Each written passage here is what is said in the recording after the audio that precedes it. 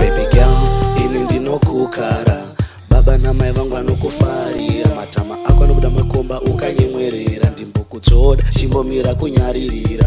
Ukaenda nyika iri kure ndokutevera. Nokuti pauri mudiwa ini ndatoperera. Usateerera makuva anokufurira. Vanoda kufara kana rudo rwedu rwaparara. Baby ndinoda kutaura newe. Ndinoda kutaurira munzeve kuti ndikufadze. Baby ndinoda kutaura newe. Taura neni baby. Ndinoda kutaurira munzeve kuti ndikufadze. Sindiro unoziva wakabata nonge sausage roll. Plus no bling kunge mangoda nemagrasi. But anyway, chinzwa baby. Usatombobhaizwa Cindy baby wakapenga ndinogona kuenda newe kwese kana utweret. Baby inini futi ndakapenga ndine phone yakaipa usati kana wamboona ine ma DVD ma VCD nema home theater kafiriji ka VCR zvese negiza. Usajutwe gyal tsapfu dzako baby gwekwerere ukamumaka unomutyora gumbo utano hwako unodya uchiguta tutuma roasted lizard tune mosquito flavor ine mudhara ndiri paside neka toasted fanta chita love yakapenga Sanomen nafa Alexi Yonateri Stan na amen.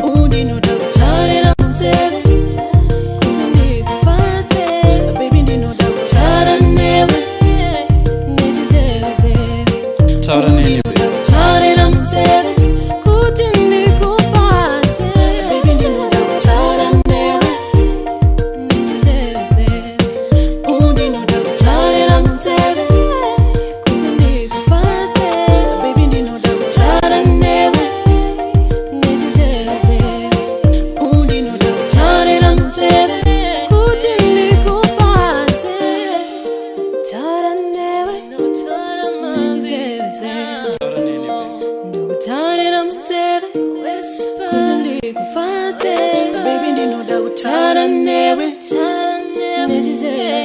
Type ya mtara newe. Taurira munzeve kuti ndikufadze.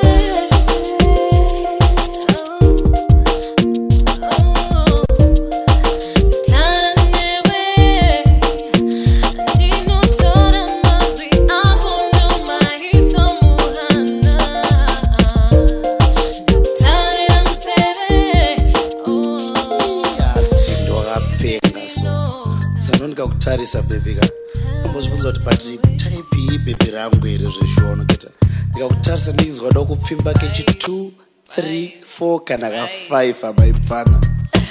Cindy ndachapirirwa newe baby. Ndakutoda muchato. Wodza mudhara wako kuti ndikuya uzorora nenzofo neshato 2 dzekusunga ukama baby. Famba penyu moita mari. Papa tourist attraction. Matorisa achu. Sadere baby. Ndinoda kutaurira munzeve.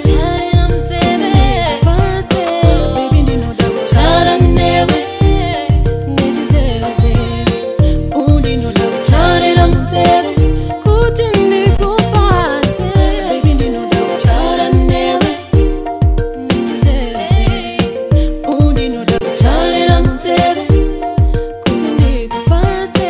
Baby ndinoda kutaura newe.